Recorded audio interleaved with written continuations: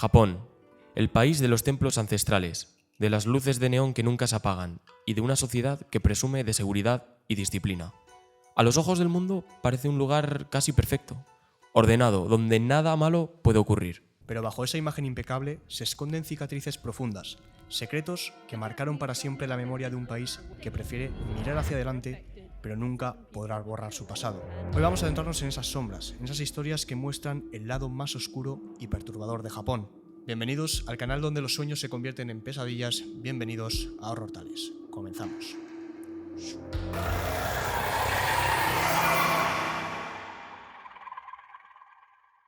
Hoy vamos a hablar del mayor atentado terrorista que ocurrió en la historia de Japón. Los terroristas liberaron un agente químico que con solamente estar a escasos metros de él podías morir en cuestión de minutos. De hecho, lo más curioso de esta historia es que este atentado fue llevado a cabo a manos de una secta religiosa. Yo cuando he estudiado esta historia me he dejado los pelos de punta, ya no lo que es el atentado, lo que llevaron a cabo, sino lo que hay detrás. Las personas que están al mando de esta secta, todas las ideas tan perturbadoras que tenían y que querían llevar a cabo, y creedme cuando os digo que seguramente esta sea una de las mejores historias que he traído a este podcast. Así que agarraos porque se vienen curvas. Tiene ¿vale? pinta, tiene pinta. Sí, va a ser muy buena. Pero bueno, para entender esta historia vamos a trasladarnos directamente a Japón y vamos a ir exactamente a 1995. Este año iba a ser seguramente uno de los peores años que ha vivido Japón de las últimas décadas. ¿Por qué? Al principio se llevarían un susto bastante grande. Un terremoto en Kobe. ¿De qué año estamos hablando? 1995. 95, vale. Eso es.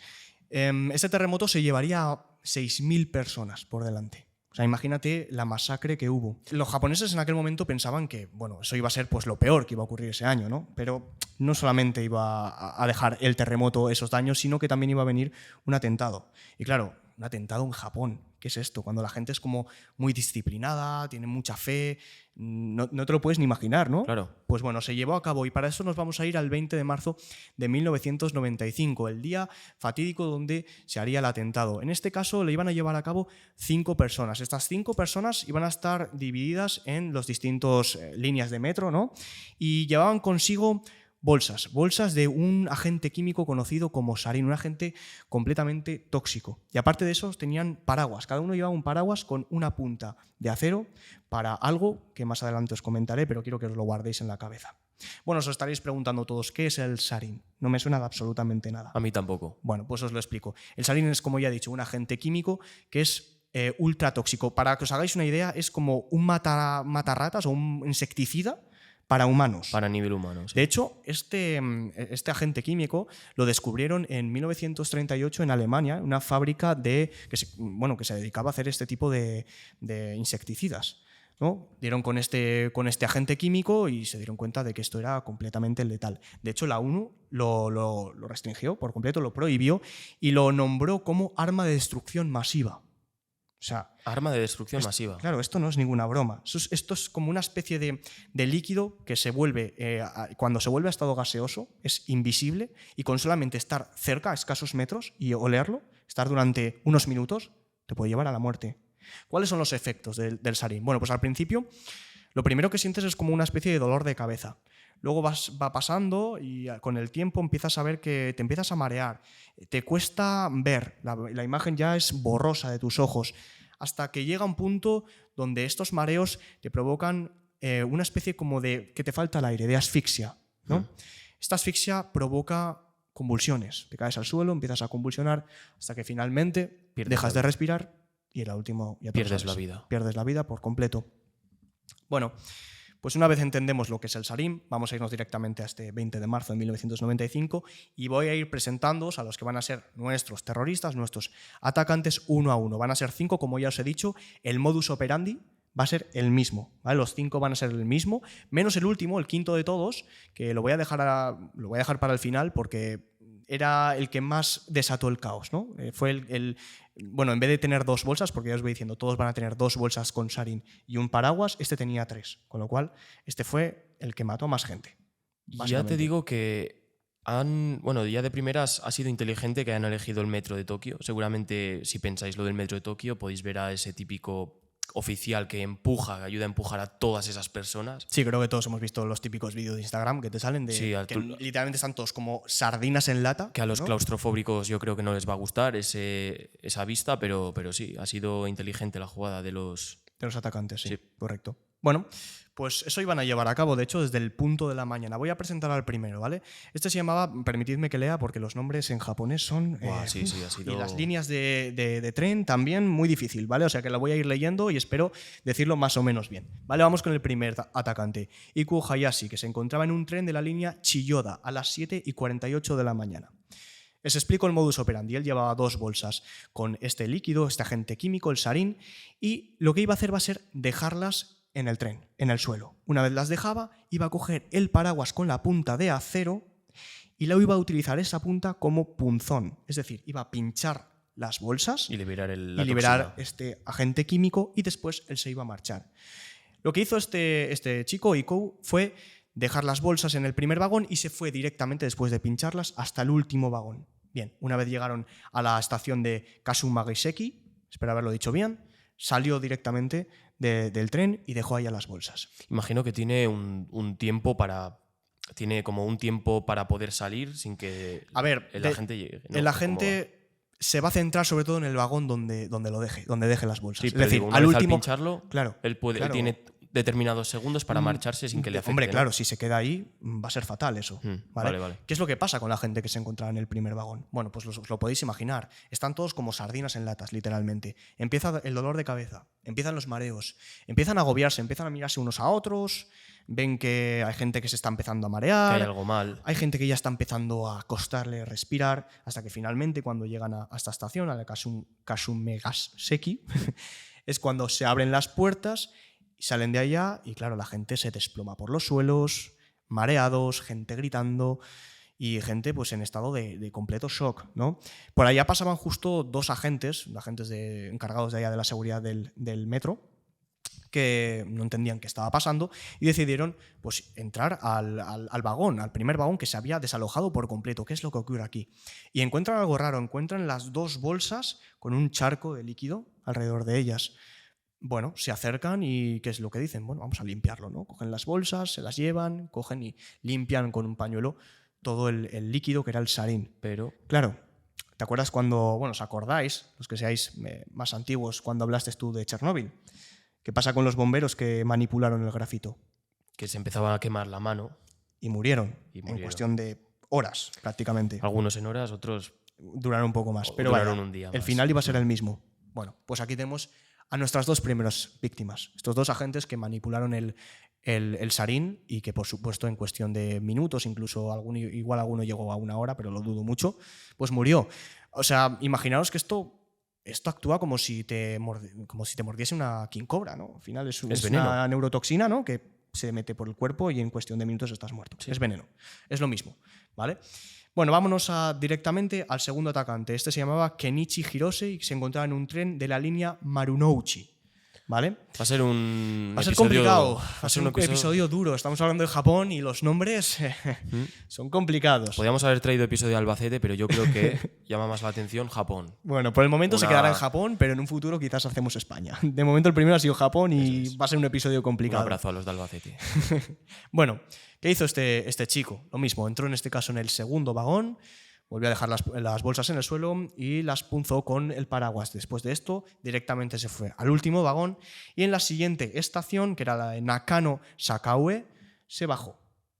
No solamente se bajó él, sino que se bajaron los pasajeros que se encontraban en ese vagón, porque No es se que podía no estar. podían respirar, se morían y claro, imagínate, había gente incluso agonizando del dolor, de la respiración, de que no se encontraban nada bien. Y no era uno, eran muchos. Entonces, por supuesto, por allá había agentes que veían lo que estaba ocurriendo, pero no entendían muy bien qué estaba pasando. Al principio pensaban que era pues, algún tipo de fuga de gas que había ocurrido en, no sé, en alguna empresa o algo así. Luego más tarde se iban a dar cuenta de que no, porque cuando aparece, o sea, cuando pasa en varios trenes a la vez, en el mismo tiempo, en la misma franja horaria más o menos, con bolsas Parece en el poco suelo un raro. poco raro, Sí. ¿sabes? Entonces esto, pues por supuesto que se iban a dar cuenta. Claro, evidentemente. Vámonos con el tercero de los terroristas. Como veis lo estoy pasando más o menos rápido porque ya os he dicho que el modus operandi va a ser el mismo, ¿vale? En este caso, Masato Yokoyama, que se encontraba en un tren de la línea Marunouchi, la Como el misma anterior. línea que el anterior, Sí. en este caso estaba en un tren distinto.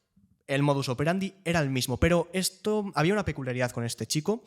Y es que iba disfrazado, llevaba unas gafas y una peluca. ¿Por qué? Bueno, este ya se estaba oliendo que esto iba a llegar a oídos de la policía, iba a haber una investigación. Y había hecho ya los deberes. Y había hecho los deberes. No le iba a servir de nada, yo os voy spoileando. Estaba el tío tan nervioso que tal cual abrieron las puertas del vagón, entró, echó las bolsas, le fue a dar a una, no la pinchó, fue a darle a la otra bolsa, la pinchó pero poquito, o sea, hizo un agujero muy pequeño y después de esto, antes de que se cerraran las puertas, se fue. Con lo cual, este fue, de los 5 atentados, el peor de todos. Bueno, el mejor para la gente que estaba ahí, pero el peor de todos, claro, porque fue tan pequeño el agujero de la bolsa, de una de las bolsas, que no llegó a liberarse prácticamente nada y la gente que estuvo en ese vagón pues solamente tuvo algún mareo, falta un poco de oxígeno, pero bueno, esa gente se salvó. Sobrevivió, correcto. Bien. Vamos a irnos al cuarto. En este caso se llamaba Toru Toyoda y se encontraba en un tren de la línea Ibiya. El mismo procedimiento, exactamente lo mismo. En este caso, el chico abandonó el tren a 2 minutos en la siguiente parada. Cuando el tren llegó a la estación de Roppongi, pues la gente entró en pánico, salió, se empujaban unos a otros y exactamente lo mismo. Ya os lo podéis imaginar, el caos y claro, toda la gente, o sea, un atasco. A mí cuando leí esta historia me recuerda mucho a las cámaras de gas de la Segunda Guerra Mundial. O sea, porque realmente es muy parecido. Pensaba que cuando estabas introduciendo el gas sarín en el 38, país alemán, digo, capaz que este gas es el que utilizaban en las cámaras. De hecho, lo miré y este gas no se utilizó en la Segunda Guerra Mundial. Ya lo habían inventado, ¿no? Pero sí, claro, o sea, daba igual porque yo tenía en el otro, pero bueno, no lo utilizaron. Pero sí, me recuerda mucho a lo que pasó con los judíos, porque al final tú date cuenta que están en un tren, en un vagón. Espacio cerrado, mucha gente. Mucho espacio cerrado, que no hay casi nada de ventilación. De hecho, algunos de ellos sí que abrían las ventanas para intentar respirar, pero bueno, por supuesto no servía de mucho, la verdad. Entonces, ¿qué ocurre? Pues imagínate, cuando salieron del tren, un caos completo, ya estaban allá las emergencias, ya estaban intentando ayudar a la gente, unos ayudaban entre otros, la gente por los suelos. Hay vídeos que os dejaré seguramente por YouTube, por Spotify, ¿no? Para por si acaso nos meten algún baneo. Sí, que no queremos sorpresas. Jugárnosla, pero por YouTube lo podréis ver, por supuesto. Vamos al último de todos, y este sí que es distinto a el resto. Este se llamaba Yasuo Hayashi, que se encontraba en un tren de la línea Ibiya, el mismo que el anterior también. Llevaba 3 bolsas con este líquido, con este agente químico, con el sarín. Y iba a ir a dos líneas distintas de tren. En este caso, primero fue a la de Ibiya, donde dejó una de las bolsas. La pinchó y antes de que se cerrase la puerta, abandonó el tren. ¿Qué pasa? Había pasajeros dentro y uno de ellos fue, no sé si inteligente o qué, y cuando vio la bolsa en el suelo, después de que este tío la tirara y la pinchara, se le ocurrió al pasajero pegarle una patada a la bolsa y mandarlo fuera del tren. Claro, ese tío lo que no sabía es que había salvado su vida y la de los demás. Pero ocurre un problema. Claro, la bolsa estaba pinchada. Entonces, al pegarle una patada, todo ese líquido salió fuera al andén. ¿Qué pasa con la gente que está en el andén y que está esperando al tren? El mismo problema que les pasaba a los de las otras líneas. Correcto. De hecho, murieron 4 personas que se encontraban en el andén, esperando el tren. O sea que salvó su vida y los que estaban ahí, pero mató a otras personas. No los mató él, pero provocó su muerte debido a esta patada. Claro, hombre, es que el comportamiento es sospechoso, ¿no? A ver, que un tío entre al tren, te tire una bolsa y el agujeré y se pire, un poco extraño. Hombre, ¿no? La patada no sé si hubiera cogido la bolsa. Me hubiera quedado, ¿sabes qué pasa? Me hubiera quedado inmóvil diciendo qué acaba de pasar, se hubiera cerrado la puerta y ya hubiera sido demasiado tarde para hacer Seguramente, yo hubiera hecho lo mismo. Me hubiera quedado mirando la bolsa y digo, en plan, ¿qué coño ha pasado aquí? Y bueno, me hubiera seguido para adelante. Bueno, recordamos que tiene 2 bolsas más, solo ha puesto una. Sí. ¿Qué hace con las otras 2 bolsas? Bueno, en este caso se va a la estación de Akihabara, donde echó las otras 2 bolsas al suelo en un tren y las volvió a pinchar. Este tren marchó como de normal, él se fue en otra parada y la gente de este vagón empezó a estresarse, empezó a agobiarse, abrieron las ventanas para intentar respirar, no podían hasta que uno de los pasajeros accionó un botón, el botón de parada de emergencia del tren del metro. Nosotros aquí en La Rioja no tenemos metro, con lo cual no sé si existe este botón en España, pero en teoría lo que hace es que el tren debería de pararse al momento una vez es accionado. Estoy pensando en el metro de Madrid Es que yo no me acuerdo, pero Y yo tampoco. puede ser que tenga por motivos de seguridad. La cosa es que este tren decidió no parar porque se encontraba en medio de un túnel, así que fue hasta la siguiente estación, que era la de Tsukiji, ¿vale? Y aquí ya paró. Y aquí es el vídeo más viral de todos, el que yo he visto, donde empieza a salir la gente del vagón A todo lo que da. empujándose unos a otros. De hecho, los de la primera fila se caen al suelo. De la fuerza. No de la fuerza, de que ya empiezan a convulsionar. O sea, es que estaban los que más cerca de la bolsa, porque es que en este vagón había demasiada gente. Estaban como sardinas en lata. Aquí sí que sí. Entonces vinieron los cuerpos de seguridad, desalojaron tanto ese tren como ese vagón, como esa estación, como todas las estaciones de alrededor, de todas las que habían sido afectadas, y se hizo un conteo de la gente que había muerto y de la gente que había sido afectada. ¿Cuánta gente murió? Pues murieron 13 personas. ¿Y cuánta gente fue afectada? 6.000 personas. Sí, eso ya lo he leído. Vale, 13 personas. No estamos hablando de que esto fuera el 11S, ¿vale? Aquí no murió tantísima gente, pero son personas, al fin y al cabo, son 13 personas. Pero ¿qué pasa con las afectadas? Porque al final nunca hablamos solo hablamos de muertes, no De hablamos las heridas, ¿no? de las secuelas. Claro. ¿Vale? Muchas de la gente afectada entraron en coma. Después, los que estaban convulsionando, muchos de ellos en coma. Muchos de los que entraron en coma murieron. Problemas respiratorios de por vida. Los pulmones quemados. Pulmones reventados, gente que le costaba respirar y que a día de hoy seguramente tengan problemas de respiración, que incluso muchos habrán muerto por eso. Hablamos también de problemas psicológicos, de ni siquiera querer pisar la calle después de lo que ha ocurrido, ni coger el metro. Y hablamos, por supuesto, de que este agente químico también atacaba a la visión. Te dejaba ciego. Muchos acabaron ciegos. Entonces, no solamente es la gente que ha muerto, son 6.000 personas afectadas, que las secuelas han hecho mucho, mucho daño. Y también afectan familias, por supuesto. Tienes que amoldarte a una nueva vida de una persona que ha sufrido un ataque terrorista, ¿no? Bien. Por aquí va a acabar lo que es el atentado. Pero ahora vamos, para mí, lo mejor del caso. Porque el atentado era como... Porque al final es el mismo modus operandi, es todo el rato lo mismo. Pero aquí vamos a hablar de la secta. De la secta, de la persona que está... el líder de la secta, de la ideología que tenía, por qué hicieron esto, todo lo que tenían pensado hacer. Y esto, o sea, literalmente yo creo que es de las mejores historias que yo he leído. No he leído algo tan loco. Desde Jonestown. Desde Jonestown. Bueno, que no hemos traído el caso de Jonestown, pero es algo muy parecido. Que seguramente ¿No lo hemos traído? No lo hemos traído. Está en el canal, pero no lo hemos traído al podcast. Por supuesto que si dais apoyo y os gusta este tipo de contenido, hacemos uno de sectas. Traeremos uno de sectas y hablaremos de Jonestown. Para mí sería un honor, porque creo que es de mis casos favoritos, Jonestown. O sea, es una locura lo que hicieron y marcó un antes y después. Pero esto no se va a quedar atrás, ¿eh? Y además lo vamos a comparar con sectas que puede ser que haya, bueno, que existen ahora y que... Hemos hablado antes de eso. Sí, hemos hablado antes de eso y que tengan un rumbo muy parecido o muy oscuro. Sí, ya sé. ¿Vale? Bueno, para entender de dónde viene esta secta, tenemos que presentar al protagonista, que es el líder de la secta. En este caso se llamaba Chisu Matsumoto. Este hombre era un hombre que tuvo bastantes problemas en la infancia. De hecho, nació con una enfermedad infantil que le dejó parcialmente ciego y esto conllevó muchos problemas. Tuvo que ir a una escuela que era para ciegos o para gente parcialmente con ceguera y aparte pues sufrió mucho bullying pues, de la gente que no era ciega, ¿no? Pues la gente normal, con visión normal. Y claro, todo esto acarreó de que también, por supuesto, pues no podía tener un trabajo normal, así que se buscó un poquito como otra salida. Empezó a practicar yoga, ¿no? El típico que hace todo el mundo, muy espiritual, meditación, algo normal. Nada raro. De hecho, le gustaba tanto y se le daba tan bien que decidió abrirse como una especie de academia para dar clase, impartir clases de yoga y de meditación. Guay. Pues al tío le iba bastante bien.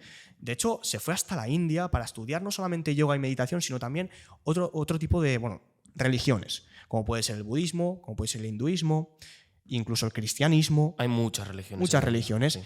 Claro, le iba tanta gente y estaba tan bien en este tipo de clases que empezó ya a hablar de este tipo de cosas, de una religión. Empezó a hablar como de una verdad suprema que había descubierto allá en la India, con todas estas religiones. Empezó a platicar de todo eso y decidió crear como una especie de secta. Decidió crear un grupo de una religión que había inventado él, basándose en otras religiones, para que todo el mundo le siguiera. Evidentemente no es secta, sino evidentemente, bueno Bueno, sería es una secta. religión. A ver, secta o religión, llamémoslo así. Una secta, la definición es Grupo un religioso grupo extremista. religioso extremista. Sí. ¿Vale? En este caso era un grupo religioso de una religión extremista, porque él le puso el nombre a esta secta, el nombre era Aum Shirinkyo, que significa en japonés verdad suprema. Con lo cual, era un poco extremista, si lo piensas. Me refiero, era como lo suyo, él tenía la verdad y todo el mundo tenía que seguirle. Sí, pero lo llamaría primero religión, ¿sabes? Yo ahora tengo dudas de cuando se crea algún grupo de estos religiosos, tú lo llamas... No le llamas secta. No creo que le llamasen secta. Al principio le llamaría religión. Pero Sí. una vez patentó esta religión, porque por supuesto patentó la religión en Japón y se la concedieron. Qué cosas más raras, ¿no? Patentar algo así. Claro, para patentar esta religión ya le puso un nombre. En este caso, Verdad Aum Shirinkyo, suprema. la verdad suprema. Donde él decía que él era como la persona que había venido a este mundo con la verdad, ¿vale? Y que todo el mundo pues tenía que hacerle caso, ¿no? Él para sus discípulos, que empezaron a crecer y crecer, ya eran cientos, era como el Cristo reencarnado o el Cordero de Dios. Aquí ya estamos metiendo un poquito de la religión cristiana, ¿no? Por así decirlo, ¿vale? Entonces, también tenía que cambiarse el nombre. Él no podía seguir llamándose Chizu Matsumoto. Suena un poco, así como lo dices, un poco básico, ¿no? Se cambió el nombre a Shoko Asahara. Y de ahora en adelante lo vamos a conocer como Asahara. ¿Tendrá ¿vale? un significado eso? Tendrá un significado del cual no lo sé. ¿Vale? Si alguien conoce japonés, pues nos lo puede dejar por los comentarios. Bueno, esta secta empezó a crecer muchísimo. De hecho, creció tanto que empezó a convertirse en una organización un poco como apocalíptica. O sea, pasó de unas clases simples de yoga a transformarse en una organización apocalíptica. Empezaron a investigar. Tenía esta secta hasta jerarquías y ministerios. ¿A qué me refiero con jerarquías y ministerios? Había grupos, por ejemplo, el Ministerio de Ciencia, pues llevaban a cabo investigaciones de armas químicas. ¿Vale? O sea, ¿en qué momento hemos pasado de dar clases de yoga a investigar sobre armas químicas? Ministerio de Ciencia. Ministerio de Ciencia. Un ejemplo de arma química, el sarín. No, ya, pero no era más fácil pillar un libro del conocimiento del medio y ahí tienes. Pues podrían no. estudiar cualquier Podrían cosa. estudiar o podrían meditar simplemente, pero no iba a ser el caso. De hecho, también había otros ministerios, como por ejemplo el Ministerio de Sanidad. ¿Vale? En este caso el jefe era Hayashi Ikuo, que era uno de los terroristas. Y en este caso llevaban a cabo pues, la investigación de pues, armas biológicas, enfermedades y todo este tipo de cosas. O sea, que todo iba a ir un poco enlazado Todo con... está cogiendo un rumbo un poco raro. oscuro, un poco raro. ¿Por qué quieren hacer esto? Ahora lo hablaremos. Esto, por supuesto, llamó la atención aparentemente a mucha gente. Y ya no solo a gente que estaba un poco más retraída de la sociedad, sino también a científicos e ingenieros, que tenían como una especie de libre albedrío, ¿no? Para investigar todo este tipo de cosas, ¿no? Y decidieron unirse a esta secta. Tenía más de 10.000 miembros. Y no solamente eso parece impactante. Vale, no es que tenía sedes por todo el mundo. Tenía una sede en Alemania, una sede en Estados Unidos, una sede en Sri Lanka y una sede en Rusia, con más de 40.000 seguidores. Estamos hablando de 1984 más o menos, que es cuando se formó, 1990. No había Instagram, no había TikTok, no había WhatsApp, no había Facebook. Sí, vaya, la influencia era difícil. Tenía 40.000 seguidores. O sea, literalmente por todo el mundo. Y sedes con establecimientos físicos. O sea, con oficina y todo. O sea, esto es una locura. Sí. O sea, si lo pensáis, o sea, todo esto ha crecido de manera exponencial. Por así decirlo, este tío lo que impartía en los demás era que él era el Dios supremo y que todo el mundo tenía que deshacerse de ese mal karma. Para eso tenían que quitarse del medio todos los bienes materiales que tenían, el dinero y todo eso. Y debían de entregárselos a Asahara. Este tío no era tonto, ¿vale? Con ese dinero que le estaban dando, se estaba montando empresas, se estaba montando restaurantes y se estaba montando un montón de cosas. Este tío ya vivía en el dólar. También les decía varias cosas a estos discípulos, ¿no? A estos seguidores. Tenían que levantarse pronto, dormir pocas horas, tenían que hacer ejercicio físico durante todo el día, tenían que controlar lo que comían, tenían que trabajar duro y deshacerse, como ya he dicho, de todos estos bienes materiales y dinero. ¿Qué es lo que decía este hombre, ¿no? Hemos hablado antes de la ideología, ¿no? Que comentaba que era el Cristo reencarnado, que era el Cordero de Dios, y seguramente esto suene mucho con él, tenga cierta similitud al cristianismo. Bueno, es que es el cristianismo Claro, puro y duro, ¿vale? Sí. Es que básicamente Asahara seguía las profecías cristianas, en concreto una de ellas. No sé si os suena el Armagedón. El día del juicio final, el día donde todo ser vivo y ser humano va a morir Y solamente se van a quedar en este mundo los que sean creyentes, los que hayan tenido fe, ¿no? Pues en este caso Sahara decía absolutamente lo mismo, decía que en 1997 iba a venir una tercera guerra mundial donde Estados Unidos, que lo conocían allá como la bestia, ¿no?, en la secta, iba a lanzar una bomba atómica e iba a destruir a el mundo entero, o sea, todos los seres vivos, seres humanos, todo, y solamente los creyentes y los que seguían la religión de Aum, ¿no?, de la secta, pues iban a mantenerse con vida. Creo que no tenía razón, por supuesto no tenía razón. En 1997 no ha habido una tercera guerra mundial. Aquí seguimos. Eso es obvio, seguimos, 2025, así que no tenía razón. Pero sí que hay una cosa que concuerdo con él que podía tener razón, y es que el ser humano es el único ser vivo capaz de autodestruirse. Lo hemos visto pues mismamente en la película. Quien haya visto la película de Oppenheimer sabe, el creador de la bomba atómica, pues sabe perfectamente que con eso pues tenemos la herramienta para matarnos a nosotros mismos, ¿no? Yo creo que fue inteligente dando esa respuesta de que probablemente sea por una bomba atómica, porque ya tuvieron 2 desenlaces. Claro, allá en Japón. Allá en Japón, entonces yo creo que el miedo allá es un poco más vivo. Claro, y además que tienes, o sea, que es lo único de todo lo que él dice que puedo darle parte de razón, porque probablemente el ser humano, si se extinga de alguna manera, o eso por un meteorito o por una bomba atómica. Esas son las 2 posibilidades. O sea, bueno, habrá más posibilidades, pero me refiero, y quizás no conocemos más posibilidades, pero es una posibilidad, ¿vale? Claro, bastante grande. Bien, empezó a dar un tipo de speech, ¿no? Empezó a platicar que el ser humano es una persona que tiene un mal karma y que para ser liberado de este mal karma debe de ser, pues, asesinado, debe ser matado, deben de morir, ¿no? Entonces, cualquier asesinato que se lleve a cabo de cualquier discípulo dentro de Aum, ¿vale?, dentro de la secta, es justificado si tiene algún tipo de factor espiritual, es decir, si lo hacen para liberar un mal karma. Entonces, de ahora en adelante ya se viene el lado oscuro de esta secta, porque van a empezar a matar gente, literalmente. Y la primera muerte llegaría en 1989, cuando matarían a una persona que de hecho era de la secta. Era un chaval joven que quería desertar, que se quería largar. No lo dejaron, se lo impidieron. No es una opción. Lo cogieron entre varios, le inyectaron una dosis letal de un agente químico, ¿no?, que tenían, y lo mataron, ¿vale? Aquel año no solamente iban a matar a esta persona, sino que iban a matar a varios más. En concreto a un abogado, se llamaba Tsuzumi Sakamoto. Este abogado era un abogado antisectarias que se dedicaba a investigar este tipo de sectas. En este caso se metió donde no le llamaron. Investigó la secta de Aum, se dio cuenta de todo lo que estaban haciendo y se lo comentó convirtió en enemigo a la policía, se lo comentó a los jueces y tal. ¿Qué pasa? Que estos no se andaban con gilipolleces. Fueron una noche cualquiera a su casa, irrumpieron en su casa, en su dormitorio, mataron tanto a él como a su mujer, como a su hijo pequeño. Brutal. O sea, aquí ya empezaron a matar a todo lo que se ponía entre medios y les impedía hacer algo, lo mataban. Parecía la Gestapo. Literalmente. Empezaron a investigar más, a meterse en desarrollar armas químicas.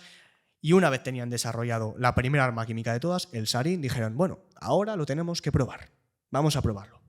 ¿Cómo fue esta prueba? Pues nos vamos a ir a junio de 1994, donde se fueron directamente a Matsumoto, que era una zona, un barrio que se encontraba allá en Japón, con un camión de estos frigoríficos. Dentro del camión frigorífico llevaban pues un montón de gas, de sarín, y lo que iban a hacer era ir allá, abrir el camión frigorífico y que todo el gas saliese y matara a todo el mundo que se cruzara por allá. Bueno, realmente no fueron a Matsumoto porque fue el primer barrio que se les ocurrió. No, allá vivían jueces, allá vivían policías, allá vivía gente que podían en algún momento investigar a esta secta y llevarlos a la cárcel, con lo cual por eso fueron allá. O sea, que esta gente no era tonta. ¿Qué pasa? Que no les salió bien. Liberaron el gas sarín, esa nube de gas, y el viento se lo llevó hacia la zona más residencial, donde no se encontraba ningún policía, ni ningún juez, ni nada, y acabaron matando a 14 personas que no tenían nada que ver. Ni eran jueces, ni eran policías, ni eran nada. ¿Cómo los mataron? Bueno, pues ese gas se filtró por el típico ventilador que tienen los aires acondicionados. Sí. Se filtró por ahí, era de noche, y al día siguiente, muertos. No despertaron. No despertaron. Pero no tenían nada que ver con la secta ni nada. Ahora, eso sí, una cosa comprobaron. El gas funciona. Eso lo tenían claro. ¿Cuál es el siguiente plan? Pues el siguiente plan, ya sabemos cuál es, que lo hemos hablado antes. El atentado. Bueno, ¿por qué se llevó a cabo este atentado? Os preguntaréis. Bueno, es que básicamente nuestro líder, Asahara, se enteró de un soplo, de un chivatazo. Y es que la policía tenía intención de, el 22 de marzo de 1995, llevar a cabo una redada. ¿Vale? Clausurarle el chiringuito. Eso es, les iban a clausurar todo. Entonces, él, al enterarse de eso, decidió hacer como una especie de maniobra de distracción. Vamos a coger 2 días antes, vamos a llevar estas bolsas con sarín, vamos a ir al metro de Tokio y vamos a hacer un atentado. ¿Para qué? Para que la policía se centre directamente en eso, en el atentado. Bueno, pues no le salió bien. El atentado sí le salió bien, pero la gente, o sea, la policía, una vez solucionó lo del atentado, dijeron, a ver, ¿quién coño ha hecho esto? Vamos a por ellos. Y fueron directamente a buscar a la secta. Eso es. Encontraron pruebas y fueron directamente allá, a la secta. Bueno, después del atentado, ¿qué es lo que hizo la secta? Se disolvió por completo. De hecho, Asahara se marchó de la secta a esconderse porque sabía que la policía le iba a pillar. La policía fue allá, empezó a investigar, llegaron ahí, hicieron la redada el 22 de marzo, encontraron a más de 100 discípulos, a los cuales los arrestaron, les empezaron a interrogar, pero nadie sabía dónde estaba Asahara. Pero ¿sabes lo que sí que encontraron allá en esa secta, en la sede? Encontraron agentes químicos como para matar a 4 millones de personas. Y no solo eso, encontraron a Kas-47 y encontraron un helicóptero ruso. ¿Y sabéis cuáles eran los planes que querían llevar a cabo con este helicóptero ruso? Bueno, pues no quería dar una charla desde lo alto. No, tenía pensado coger todos los agentes químicos, subir al helicóptero y empezar a esparcirlos por todo Tokio para matar a millones de personas, para así poder liberar espiritualmente a toda esta gente. Podría haber, si esto hubiera salido adelante, se podrían haber hecho el atentado más grande de todos los tiempos. Por eso digo que esta es una historia que para mí es impactante, no lo siguiente, de las mejores historias que he traído. O sea, esto podría haber sido una catástrofe mundial, pero para recordarlo para toda la vida. O sea, ponerse en número 1 por encima del 11S. No lo llevaron a cabo, no sé por qué, quizás por tiempo, porque llegaron a tiempo, y la policía, de hecho, llegó a tiempo, antes de que lo hicieran. Pero si se llega a dar cuenta de que se va a llevar a cabo la redada del 22 y decide Asahara no abandonar la secta, quizás lo podrían haber hecho. El helicóptero antes en vez de lo de los trenes. Brutal. Hubiera sido terrorífico. Sí, sí. Toda Tokio borrada, la ciudad más poblada del mundo, ¿eh? Claro, correcto. Bueno, encontraron a Asahara el 16 de mayo de 1995, 2 meses después del atentado. Lo encontraron, estaban en una sede de allá de Japón, de una de las oficinas, por así decirlo, que tenía, de aquí de la secta, y estaba escondido en como una especie de cuartito oscuro, oculto, y se lo encontraron meditando. Estaba, no sé, es que era muy inexpresivo este hombre, estaba muy inexpresivo. Era muy inexpresivo, lo encontraron meditando, no dijo nada, lo cogieron, se lo llevaron y, por supuesto, hubo un juicio contra él y contra muchas más personas, muchos más discípulos, en concreto 12 discípulos que eran como lo más arriba, ¿no?, de la secta. Y a este juicio, de hecho, lo nombraron como el juicio del siglo, porque, claro, Asahara al principio se encontraba súper desafiante, súper enfadado, y después, con el tiempo, se encontraba inexpresivo, meditaba, se quedaba incluso alguna vez, parecía que se había quedado dormido, le preguntaba a su abogado cosas y no respondía. No sé, era muy raro. Este juicio fue muy raro. Finalmente fueron condenados por cargos de asesinato y a la horca. ¿Os podéis esperar? A la horca. Lo mataron. Sí, en junio de 2018, 23 años después del atentado, los ahorcaron a 12. 12 más Asahara, 13. Y todas las sedes de Rusia, de Estados Unidos, prohibidas, ¿no? No. De hecho, tengo que decir que la secta actualmente sigue en vigor y sigue existiendo. La diferencia es que ya no es con el mismo nombre. Ahora se llama Alep, le cambiaron el nombre. ¿Y quién es el líder de esta secta? Pues Fumihiro Hoyu, que es un ex portavoz de la antigua secta. Pidió perdón a tanto a las familias como a todo Tokio, como Japón en general, y dijeron que iban a cambiar, que ya no iban a seguir estas doctrinas, ¿no?, de Asahara. Y, por supuesto, es algo que lo vigila el gobierno japonés de cerca, pero sigue en pie y sigue funcionando y sigue teniendo bastantes discípulos esta religión. Pues es brutal, a mí sería algo que me tiraría mucho para atrás. O sea, pues sigue teniendo discípulos, sigue teniendo gente. La cosa es que, en teoría, ya no tienes el lado oscuro. En teoría, que se sepa. Bueno. A ver, si lo sigue el gobierno de cerca, no creo que tengas el lado oscuro, ¿no? Eso es. Y bueno, por aquí termina la historia de la secta, del atentado y todo. A mí me parece bastante impactante todo lo que hicieron, todos los agentes químicos que desarrollaron, toda la gente que mataron. Y Historia de da Misión bastante Imposible. miedo. Historia de Misión Imposible. Correcto. Y con esto ya te dejo con tu parte. Antes de nada quería comentar una cosa. Hemos traído esta sección, ¿no?, que se llama Japón y sus oscuros secretos, Evidentemente, pero con vista de que si os gusta esta sección, por Se puede hacer supuesto, de se puede muchos traer países. de muchos países. Es más, os digo que, si os parece, podéis poner en los comentarios qué país queréis ver para cuando se haga una segunda parte en el siguiente episodio. Así que nada, si os ha gustado y tal, pues dadle me gusta, darle comentario, darle todo y ya te dejo con tu historia. venga. Una noche fría de noviembre, en la localidad de Misato, en Japón, una joven se encontraba pedaleando de vuelta a casa sin saber que había dos sombras que acechaban desde la oscuridad. Bajo esa luz tenue de las farolas se iba a producir uno de los mayores secuestros de la historia moderna japonesa. Este caso seguramente ya lo habréis oído, es el caso, se conoce como la chica de cemento, pero hay muchos otros que lo conocen como el caso de Junko Furuta. Lo conozco, muy buen caso. De hecho, será de los primeros que se haya hablado en este canal, cuando era vídeos de IA y tal. Seguramente sea de los primeros, de Junko Furuta. Junko Furuta nace el 18 de enero de 1971 en la localidad de Misato, en la prefectura de Saitama, a las afueras de Tokio, y nace en el seno de una familia trabajadora. Nace junto a su hermano mayor, su hermano menor y bueno, vive con sus padres, ¿no? Nada que añadir. Su infancia normal, Vida normal, ¿no? tiene su vida Sí. normal, tiene su vida apacible y nace en un entorno bastante bueno, ¿no?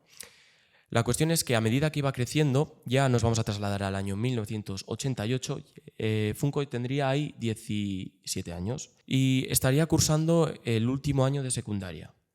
Todo el mundo que conocía a Junko diría que es una joven modelo. Tenía muy buenas notas, una disciplina impecable, no apenas faltaba a clases, si faltaba era por razones de enfermedad, era muy buena con la gente de su confianza, sí que era un poco tímida, pero bueno, no es algo que... Bueno, pero una chica de 10, ¿no? Era una chica de 10. Maja, tal. Sí, y no solo destacaba académicamente, sino que al ser su último año de secundaria iban a tener una graduación. Entonces ella estudiaba por la mañana y por la tarde trabajaba en una fábrica de moldes de plástico donde intentaba ganar un poco de dinero para ese viaje de graduación. Oye, muy trabajadora, me O gusta. sea que esta chica lo tenía todo para encarar el futuro y comerse el mundo, ¿no? Sí. La cuestión es que eso no iba a ocurrir, por desgracia. Junko, en su vida personal, era una persona que prefería estar con sus amigas, prefería estar en casa y no desvelarse por la noche, no salir de fiesta y no tener esa rebeldía que tenían pues, los jóvenes de ese entonces, ¿no? A diferencia de sus compañeros de clase, los jóvenes sí que coqueteaban un poco con la delincuencia y todo lo problemático, ¿no? Y yo creo que aquí ya tendría que presentar al que va a ser uno de los animales que por desgracia va a hacer de esta historia una tragedia. En este caso voy a hablar de Hiroshi Miyano, de 18 años, al que yo creo que se debería llevar el apodo de chico malo, porque era el chico más temido de la escuela secundaria donde cursaba Junko. ¿Por qué digo esto? Quiero que penséis en la década de 1980, ¿no? En Tokio, esos años finales, ¿no? Donde reinaban los grupos delincuentes juveniles, ¿no? Ahora tenemos grupos delincuentes donde hay chicos con motos que se dedican a robar. Sí. También conocemos a la famosa mafia japonesa, que si no sabéis es la Yakuza. La Yakuza. De ahí, ahora está un poco de capa caída, pero de ahí es de donde va a estrechar lazos Hiroshi y por eso existe ese miedo con Hiroshi, porque a cada cosa que hacía iba a estar respaldado pues, por esta mafia, ¿no? Claro, entonces tenía la espalda segura, básicamente. Tenía la espalda segura. Cualquier cosa que hacía, pues tenía la mafia detrás. Y eso lo iba a utilizar a su favor en muchas circunstancias que voy a explicar ahora a lo largo de la historia. Había un problema con Junko y con Hiroshi. Hiroshi se había enamorado de Junko, ¿no? Y evidentemente quería, pues, se acercaba, intentaba cortejarla, pero Junko, al tener este carácter tan tímido y estar tan centrada en los estudios, lo rechazaba constantemente una y otra vez. Claro, aquí ya existe el primer problema. A Hiroshi nunca le habían dicho que no a nada. Y eso fue un golpe muy duro en el ego de Hiroshi.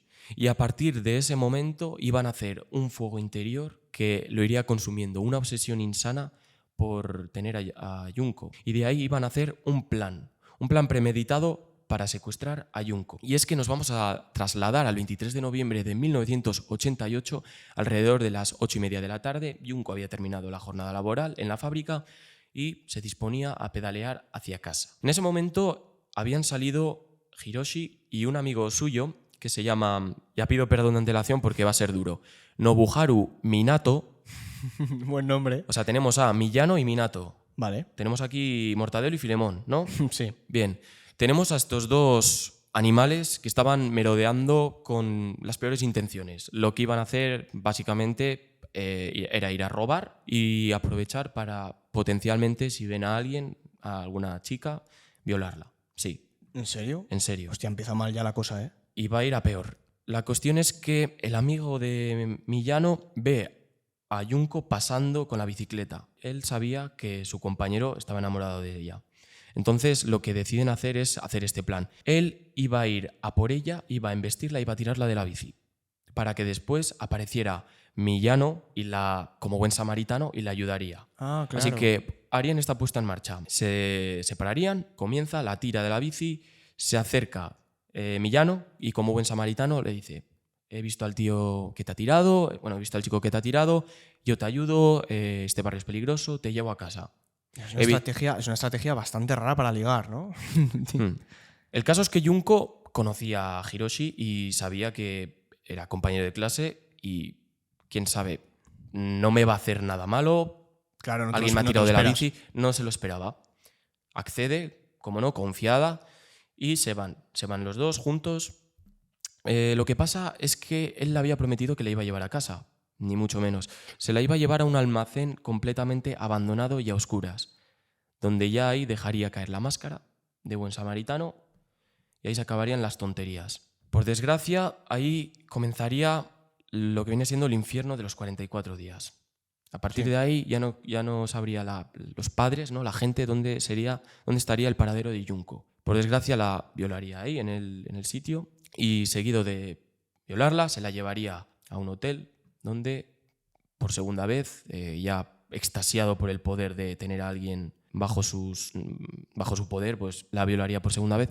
Pero en esta segunda vez haría una cosa que marcaría un antes y después. Cogería el móvil y anunciaría a sus 3 colegas, uno de estos era el que la había tirado de la bici, que vinieran para el hotel, que tengo a una chica completamente secuestrada. Estos 3 se presentarían ahí y ya tendríamos a lo que viene siendo el grupo de animales que va a protagonizar esta historia. Hablamos de Yo Ogura, de 17 años, Nobuharu Minato, que es el que os había comentado, que es el que había tirado de la bici, que tiene 16 años, Yasushi Watanabe, también de 17, y Hiroshi, que era el líder, el cabecilla, el que la ha violado por primera vez, de 18 años. O sea, que eran todos menores menos uno, menos el Hiroshi, líder. sí.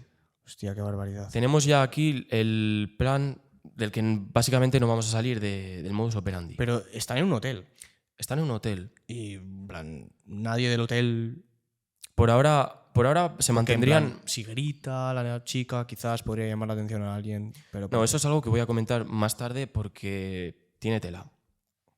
Están los 4 en el hotel y básicamente vacían todas sus pertenencias. Se fijan en una cosa, se fijan en la agenda, se fijan también en la dirección que pone y ahí aprovechan y le dicen una cosa: mira, esta es la dirección de tu casa. ¿Os acordáis de lo que os he dicho de la mafia? Sí. Bueno, Hiroshi aprovecharía su influencia para decirle lo siguiente: tenemos tu dirección de casa, si intentas hacer cualquier cosa, iremos y mataremos a toda tu familia. Buah, claro, está amenazada. Entonces, ¿ahí qué haces? Creo que eso ya te sirve a ti de respuesta, Claro. el por qué no grita, por qué tan esclava, ¿no?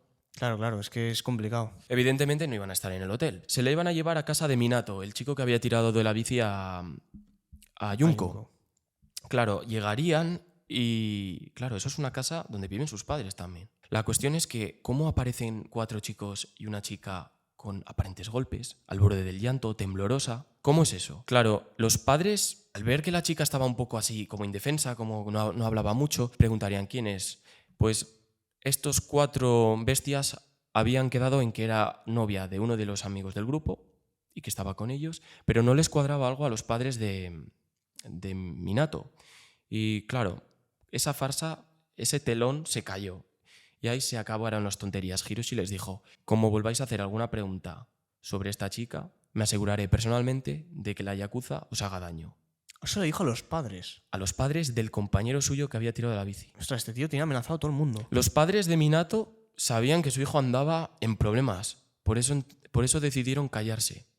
Buah. Y fue así.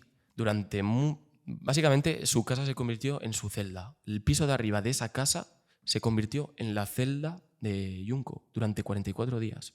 A partir de ahí no se movieron de ningún lado. Uf. Claro, Minato y todos estos empezarían el tormento. Yo creo que cuando hablo de torturas, a mí cuando me hablan de torturas yo pienso en algo como esto, ¿no? Torturas como introducir ciertos objetos extraños en las partes íntimas, como puede ser una barra de hierro, como puede ser una bombilla recién quitada, caliente, que después se partiría dentro de ella, Buah. dejando restos y restos. Voy a intentar explicarlo con menos detalle porque Sí, no porque quiero... no es apto para todos los públicos. No quiero que esto después se literalmente. resuba y haya problemas. También se llevaba golpes, palizas, se llevaba humillaciones. El tema de las humillaciones fue otro nivel. Lo que hacían con ella era que la desnudaban por completo y básicamente la ponían a bailar. La ponían a bailar y a cantar. Cualquier cosa que no les gustara, si no les entretenía, ¿qué pasaba? La golpeaban. La golpeaban, patadas, la golpeaban con objetos metálicos, le tiraban del pelo, llegaban incluso a cortar parte del pezón. Buah, esto es una locura. O sea, es una locura. Pobre Claro. chica. Qué infierno. Lo que hacían allá era básicamente era como ir a un bar de mala muerte, donde la tenían a ella bailando, bebían, se drogaban, o evidentemente la violaban. O sea, yo creo que no tenía que... Eso, pues bueno. Y por desgracia no solo fueron 4 los que cometieron este acto atroz, sino que Hiroshi aprovechó esto, llamó a todas las personas. Se dice que hasta 100 personas se aprovecharon de ella. ¿Y él ganaba algo con esto? ¿O lo hacía absolutamente por... nada. O sea, Absolutamente lo hacía... nada. Es que no entiendo. No hay nada que entender. Yo lo intento entender y no. No, es pura maldad. Es maldad. Es pura maldad. Qué barbaridad. Claro, ofrecía a toda la gente que se aprovechara de ella, le quemaban los cigarrillos, le dejaban todo tipo de marcas, de todo, ¿no?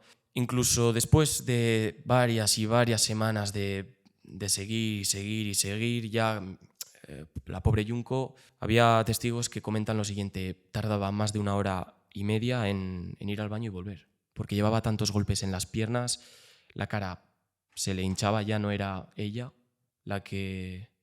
O sea, ya no se le reconocía. No se le reconocía, le costaba respirar, tenía muchos golpes y se aprovechaban mucho de ella. Yo soy los padres del que está en casa, ¿no? Porque están en casa de unos padres, has dicho, de uno de ellos. Y no sé, me daría mucha pena.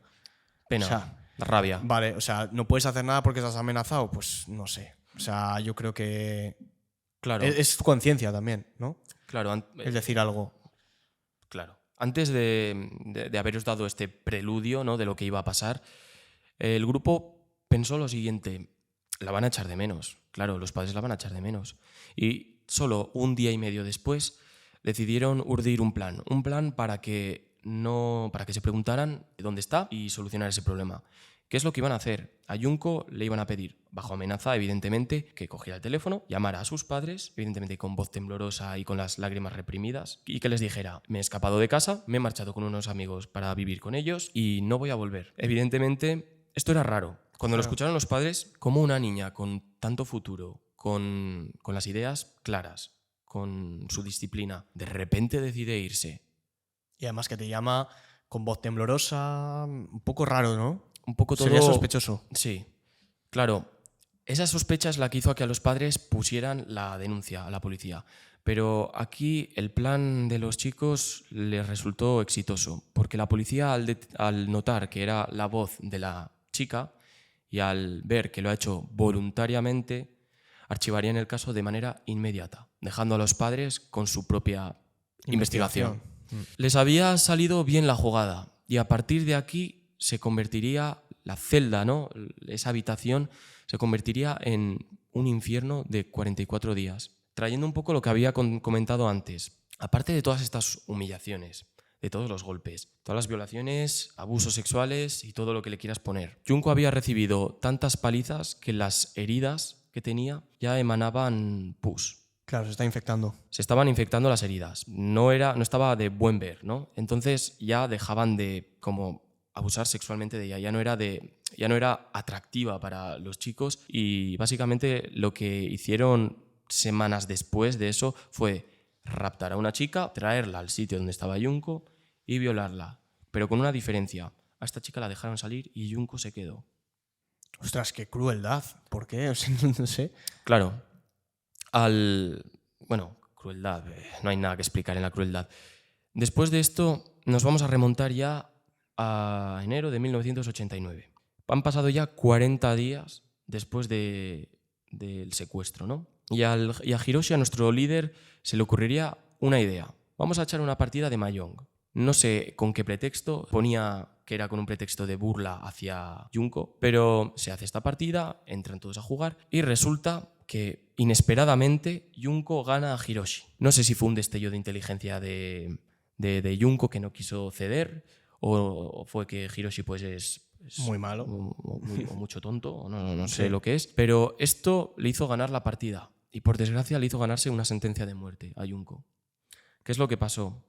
Evidentemente, Hiroshi no podía permitir que una persona que estaba moribunda le ganara. Y eso sirvió para una tormenta de golpes que pondrían ya el fin a la vida de Junko. Claro, de ahí ya murió, ¿no? Después de cada golpe. 2 horas enteras de sufrir golpes metálicos, golpes con barras de hierro. La sacaron afuera, en pleno diciembre, al balcón, para que se helara, para que se congelara. La metieron dentro, utilizaron líquido encendedor y le prendieron fuego en los brazos y en los pies. Ya ella intentaba rodar, pero ya las heridas sucumbieron y por desgracia Junko perdería la vida en esos instantes. Qué barbaridad, qué manera más mala de perder la vida, literalmente. O sea, tuvo que sufrir un daño, un terror psicológico, físico, todo. O sea, es la peor manera de perder la vida. Claro.